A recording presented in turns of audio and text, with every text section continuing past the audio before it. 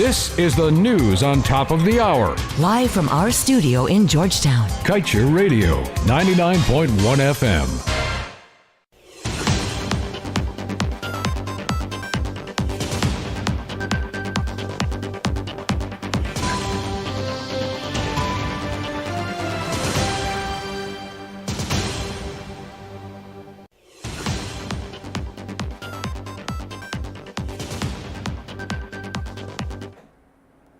Good day, welcome to your news at noon on Kaieteur Radio. I'm Kevin Smith.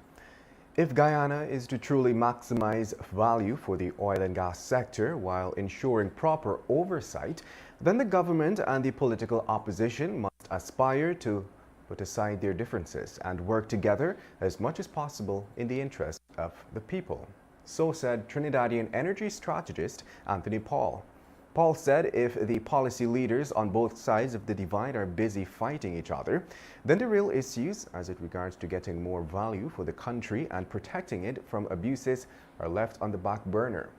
He said the companies love nothing more than to see politicians more concerned with fighting amongst themselves as opposed to working as one to defend their people. Given the magnitude of Guyana's oil resources, Paul said he would advise Guyana's young politicians in particular to make use of parliamentary oversight committees as much as possible to demand more information from ministers about their policies and measures of accountability that would be in place for the spending of the oil revenues.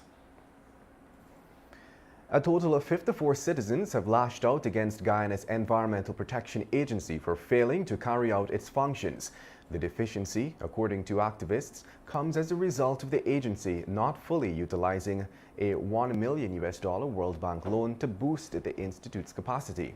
In an open letter to the EPA, the Environmental Assessment Board this week of environmentalists and civil society activists Danuta Radzik, Janet Bolkin, and Maya Trutz, among several others, argued that the failure to utilize the grants have created a gap in protecting the people of Guyana. Additionally, it was noted, Guyanese citizens, communities, and workers are therefore more at risk of exposure to pollutants, known and unknown.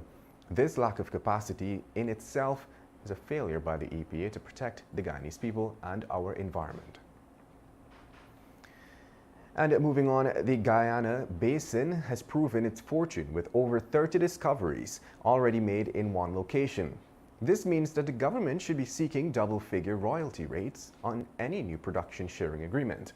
This is according to Lall, an opposition spokesperson on oil and gas matters. Lall suggested that Guyana should be pursuing similar terms included in more developed countries' PSAs regarding royalties. Countries like Canada, for example, currently have royalty rates between 5% and 40%.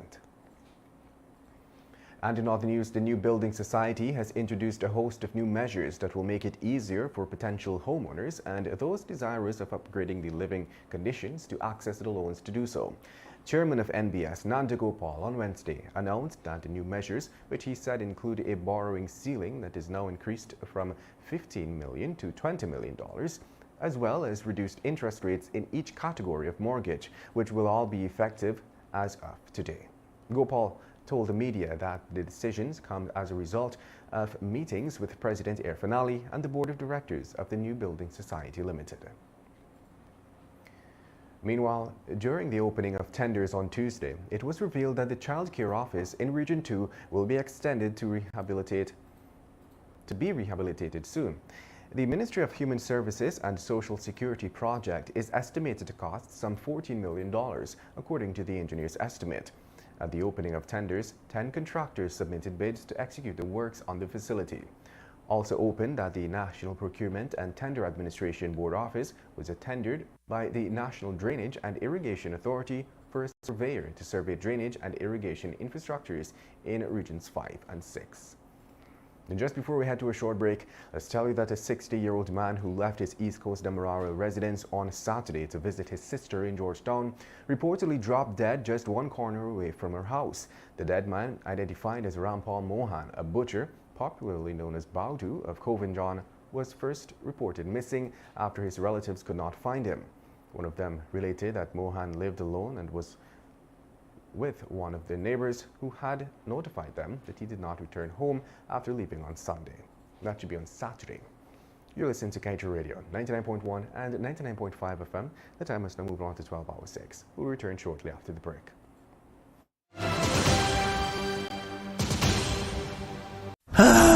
Not a single bar of service. Not with us. Digicel officially has the best mobile coverage in Guyana, be it in Aishalton or in Etteringban. We got you covered. Digicel, better together. This is GHK Lall inviting you to join me weekdays from Monday to Friday on the National Outlook for commentary on a range of issues. Immediately after the 12 noon and 7 p.m. newscasts on Kaieteur Radio at 99.1 FM and 99.5 FM. Looking forward to you sharing in the conversation.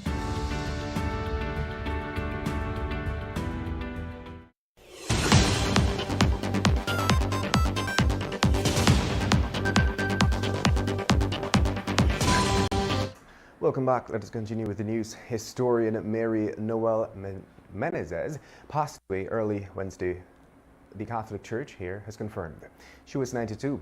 Born in 1930, Menezes was a non-emeritus professor of history, philanthropist, author, and recipient of the country's second highest national award, the Order of Roraima, as well as the Golden Arrow of Achievement. She also received an honorary doctorate of laws degree from the University of the West Indies. She joined Religious Sisters of Mercy at the age of 17.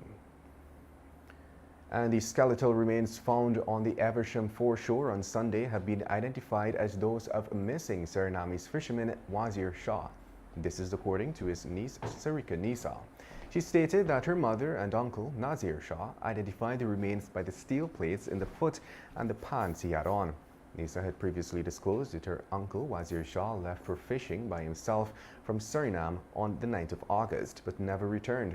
A few weeks later, his boat was discovered drifting in Guyana's waters. She had stated that her uncle was involved in an accident some time ago and he had a surgery done on his foot. Steel plates were inserted into the foot, and so when the news broke that skeletal remains were found on the Eversham foreshore, she believed that it could be her uncle.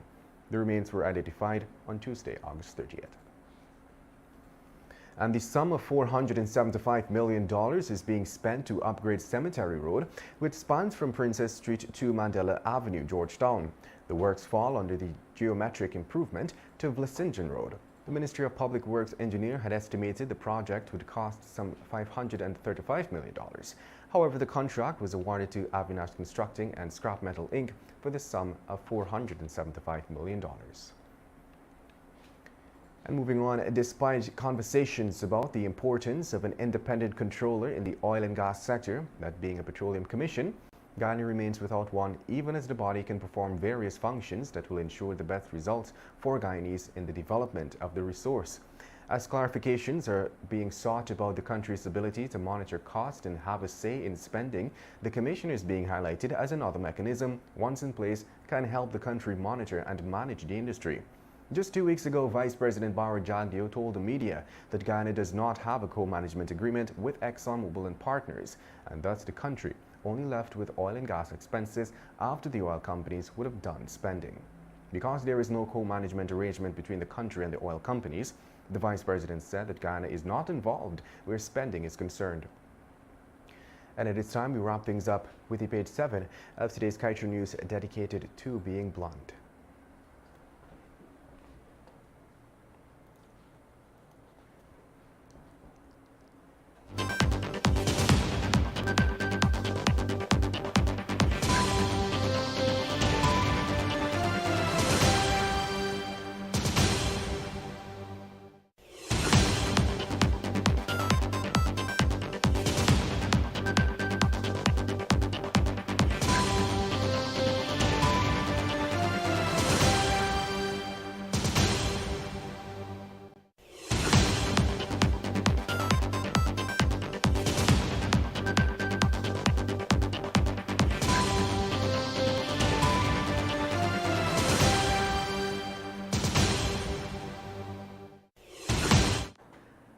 Guyana Chronic. Government continues to use the Guyana Chronicle to deceive unsuspecting citizens, and the editor-in-chief at the Lama Avenue Bel Air entity seems all too willing to go along with telling the big lie. We have noticed that the state-owned newspaper in recent times have been devoting a full page to publish the diatribe from the so-called financial analyst Joel Bagwandin on oil-related matters and the government stewardship of the sector. Of course, Mr. Bagwandin is towing the line of his masters, regurgitating the same foolishness we hear from our leaders and ExxonMobil. Thank God the more credible news entities do not publish Bagwandin's letters. Additionally, we saw the said Chronicle doing the dirty again, with another lengthy interview with advisor on health, Dr. Leslie Ramsamy. Ramsamy was trying his best to defend the damning findings of an IDB report on the state of the country's public health facilities. True to form, Ramsamy, who was a former Minister of Health in the interview, blatantly misrepresented the facts of the report.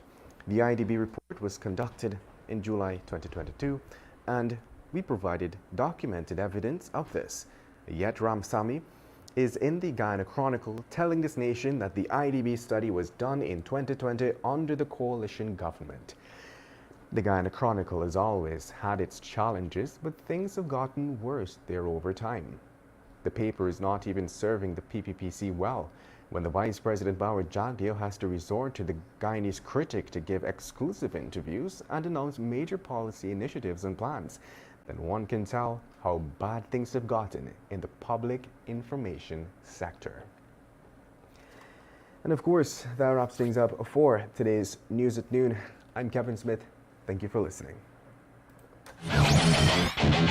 Want value for your advertising dollar? Then place your ads on Kaieteur Radio's newscasts. Streamed live on 6 different mediums, reaching hundreds of thousands. Advertise today and